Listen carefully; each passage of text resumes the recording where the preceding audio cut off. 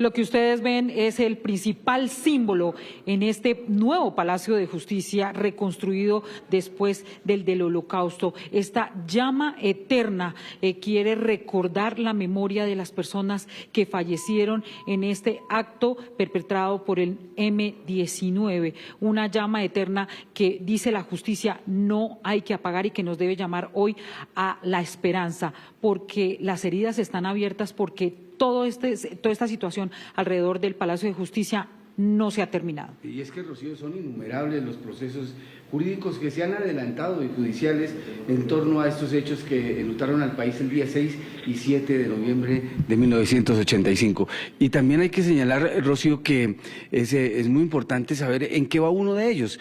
Por ejemplo, el de Orlando, la historia que vimos hace unos minutos y que tiene también que ver con 14 personas que sufrieron lo que pasó aquí en el Palacio de Justicia. Hablamos justamente con el abogado del colectivo, José Alvear, que es representante de estas víctimas. ¿En qué va ese proceso y quiénes son los vinculados? En el proceso de captura de estas personas, en los traslados que hicieron tanto en el Palacio de Justicia como en la Casa del Florero y en algunos casos después en las instalaciones militares, sea de la sede del COICI o de Caballería, fueron torturadas estas personas y ellos demostraron en el proceso que fueron torturados mediante diferentes mecanismos, además de pruebas del Instituto de Medicina Legal que acreditan que efectivamente fueron víctimas del delito de tortura. Los militares fueron vinculados e indagados y en este momento se está a la espera de que la Fiscalía defina cuál es su situación jurídica para que se determine lo que en derecho corresponda, que para nosotros debe ser reconocer que ellos son responsables y dictarles medidas de detención. ¿En qué parte del Palacio de Justicia estamos en ese momento, Rocío? Usted que es, digamos, la local aquí en el Palacio. Esta parte es ahora algo muy reciente y es el Centro de Memoria Histórica del Palacio de Justicia. Cualquier persona podrá venir aquí a reconstruir y conocer qué fue lo que pasó acá. Son 40 años y hay una nueva generación que no conoce lo que sucedió aquí. Por eso quizás uno de los emblemas de este que va a ser el Centro de Memoria Histórica es que se hable del Palacio de Justicia, porque, como dice la frase, quien no conoce su historia está condenado a repetirla. Y por eso en Noticias Caracol, en este aniversario número 40 de estos dolorosos hechos del Palacio de Justicia, hemos buscado el epicentro en las víctimas, Rocío, porque lo más importante es lo que ellas le puedan entregar al país, porque así es que se crea la memoria de un país y por eso las consultamos. Una de esas memorias es la que nos dejó el magistrado Gaona. Sí, su hijo habla a los micrófonos de Noticias Caracol. Casi que los hijos de los magistrados han recogido las banderas de sus padres, incluso se han vuelto como investigadores, tratando de restablecer qué fue lo que pasó en ese entonces. Por eso hemos hablado con el hijo del magistrado Gaona. Recordemos que él llevaba el tema de la extradición, era el ponente, y en el momento que se da el ataque, el magistrado Gaona, él estaba llevando en ese momento la ponencia a los demás magistrados sobre este álgido tema de la extradición, que se dice fue uno de los motivos por los cuales se dio el ataque al Palacio de Justicia. Y es que Manuel Gaona justamente encarna, y a través de sus hijos, ya lo decía usted, lo mismo que el doctor Carlos Medellín, pues esas banderas de esa justicia que trataron de asesinarla ese 6 y 7 de noviembre de 1985. Doctor Mauricio, gracias por estar con nosotros en Noticias Caracol, gracias por abrirnos este espacio y esta oportunidad para hablar de su padre, el doctor Manuel Gaona Cruz. Quiero empezar preguntándole por ese legado que deja el doctor Gaona Cruz para usted como padre, por supuesto, para su familia, pero más que todo para el país. Digamos, de él yo me llevo la convicción de obrar correctamente en la vida, la decisión de no negociar sus principios bajo ninguna circunstancia, aún las más difíciles, aún en contra de su propia seguridad, la admiración de haberlo hecho a pesar de tener una niña de 10 meses, de tener solo 43 años de edad y de estarse enfrentando al mayor criminal que tenía no solo Colombia el mundo en 1985, que era Pablo Escobar, y a la organización más rica y poderosa con el negocio criminal más rentable de ese año, que era el cartel de Medellín. ¿Por qué decide hacer esta investigación y por qué decide plasmarla en esta página manuelgaonacruz.org? Porque desde el inicio observamos primero una especie de silencio para que no se supiera lo que ocurrió dentro del palacio, a pesar de que muchos de los testigos presenciales de su crimen estaban declarando tan solo una hora después del palacio, aún en estado de shock, a medios internacionales. Pero después esos testimonios trataron de ser acallados y posteriormente entró una ley de manipulación completa de la historia y los dos responsables de esos hechos comenzaron a culpabilizarse unos a otros como si las víctimas hubieran fallecido, pero nadie las hubiera asesinado. Y después observamos, cuando salió el informe de la Comisión de la Verdad, pues una reacción de los responsables con mucha irresponsabilidad histórica. Ninguno asumió realmente lo que hizo, sino al contrario, comenzaron a manipular la historia. Pero nos dimos cuenta principalmente que los grandes responsables del crimen de Manuel Gaona Cruz, particularmente los exmiembros del M-19, lo explotaron hasta el máximo y lo siguen haciendo de una forma tal que no solo negaron la inhumanidad del crimen atroz, sino que han tratado de convertirlo en parte de su propaganda. Entonces, el país perdió su memoria histórica. Usted me habla de dos grandes responsables de todo este doloroso capítulo, como lo fue la toma del Palacio de Justicia. ¿De qué dos grandes responsables estamos hablando? Yo diría que hay dos grandes actores responsables y dos grandes culpables detrás. Los dos grandes responsables actores que todos vimos son, en primer término, la guerrilla del M-19, el grupo terrorista que se toma, porque eso es un acto de terrorismo bajo el derecho internacional público, entrar disparando y asesinando a escoltas, celadores, al administrador del palacio y posteriormente ejecutar a jueces de la Suprema Corte, en particular a mi padre, pues ya son crímenes de lesa humanidad, porque se cometen en una selección de población que ha sido visualizada de esa manera. El segundo es la irresponsabilidad con la cual el mando operativo del ejército de aquel entonces obró, y es que sin saber la situación interna del palacio inició disparando con tanques de guerra hacia una institución civil donde había civiles retenidos a la fuerza, más de 400, cuando ya estaban disparando los tanques de guerra. Y trataron de rescatarlos abriendo orificios, utilizando granadas y bombas. Y detrás estaba un gobierno que dejó un vacío institucional y constitucional vergonzoso para la historia de Colombia, que no asumió sus responsabilidades y dejó todo en manos de un estamento militar que estaba descontrolado. Y además con una censura de prensa pues inexcusable. Y el gran beneficiario de la toma, el que estuvo detrás de todo esto, naturalmente, que era el criminal más poderoso de Colombia en ese momento, quien tenía los intereses más grandes ese día porque se decidía la demanda que él mismo colocó, que era Pablo Escobar y los extraditables, en el momento en que la Sala Constitucional, la única que estaba reunida ese día, bajo la voz de Manuel Gaona Cruz, que estaba presentando su ponencia cuando comenzaron a disparar hacia arriba, se benefició más. ¿Y qué puede decir usted del papel o del actuar de Belisario Betancur para el momento de la toma del Palacio de Justicia? Que la historia lo ha juzgado duramente y lo seguirá juzgando duramente porque hubo un acto de cobardía y hubo una falta de ética, una falta de humanidad y una falta de decisión, características esenciales para dirigir cualquier Estado de Derecho. En las palabras del propio Belisario Betancur ante la Comisión de la Verdad, el manejo de los operativos estuvieron exclusivamente realizados por el estamento militar. Esa respuesta no la da un jefe de Estado. Es decir, delegó su responsabilidad constitucional histórica en un mando militar irresponsable.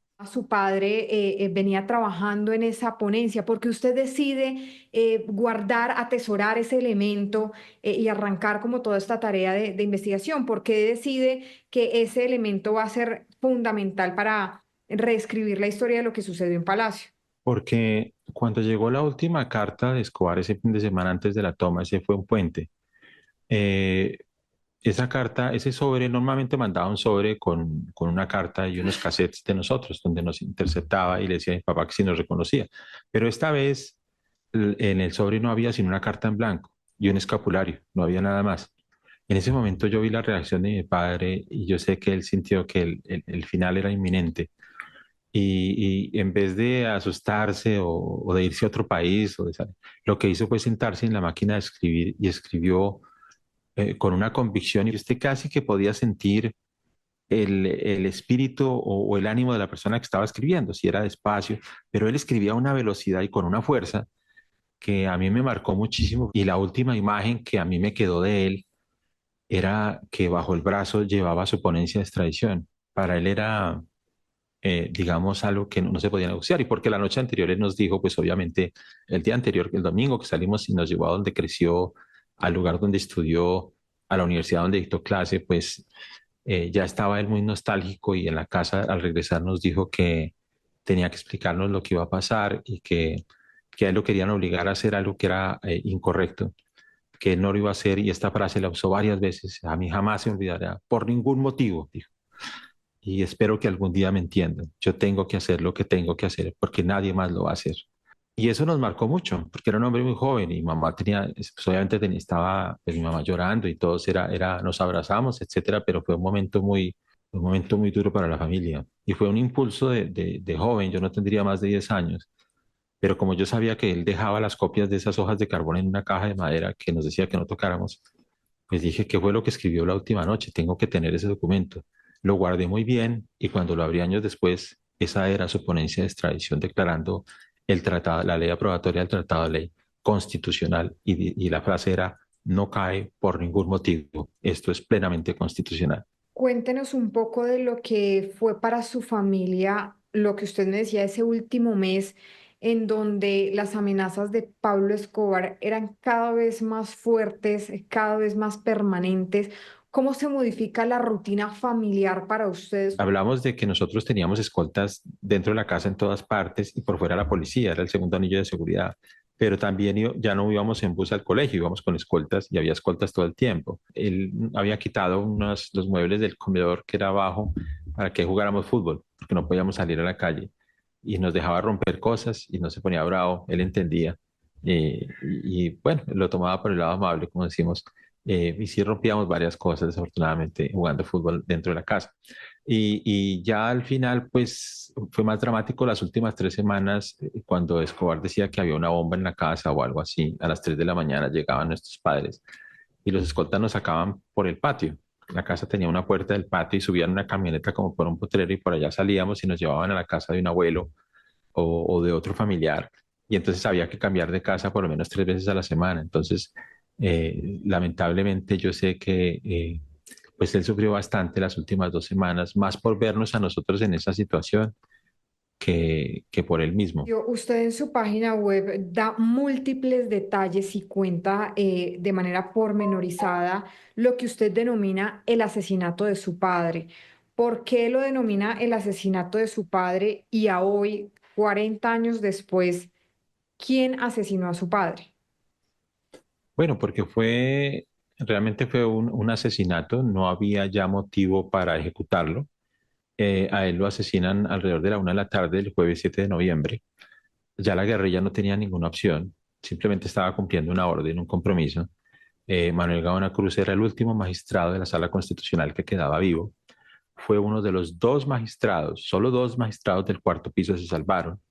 De todo el grupo, además de la ejecución, obviamente se hizo todo un estudio pericial balístico, interno, externo, asimétrico y espacial, que le permite saber la trayectoria de las balas y la ubicación de los tiradores. A 31 centímetros de distancia, 2 tiradores, 3 impactos de bala en la sien izquierda, en la nuca derecha y en el omoplato derecho.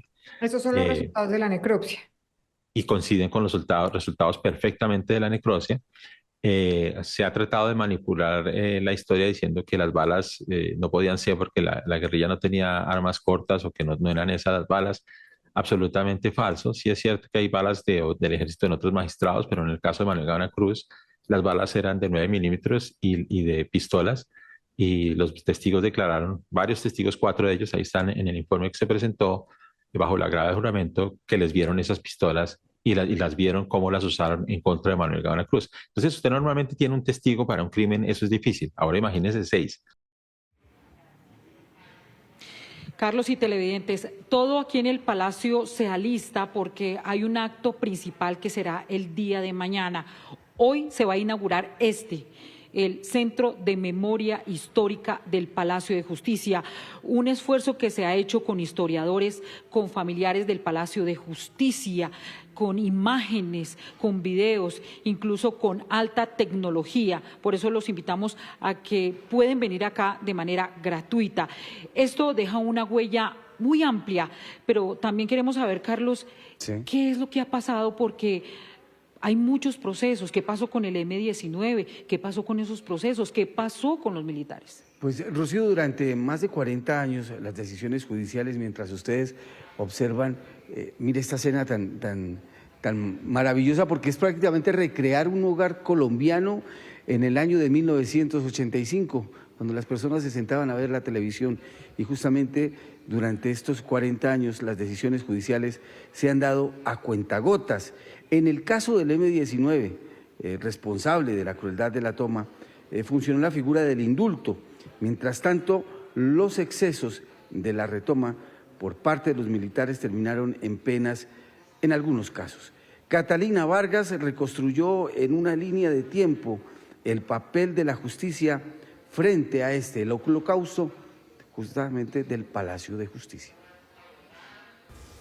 Revisemos ahora las batallas jurídicas del caso por la toma del Palacio de Justicia. Ese mismo 7 de noviembre de 1985, en alocución televisada, el presidente Belisario Betancur asumió la responsabilidad de lo sucedido en el Palacio de Justicia. Ya para el 31 de enero de 1989, 4 años después, el juez Uriel Alberto Amaya expide la primera resolución acusatoria contra la plana mayor del M-19, en ese momento en tránsito hacia La Paz.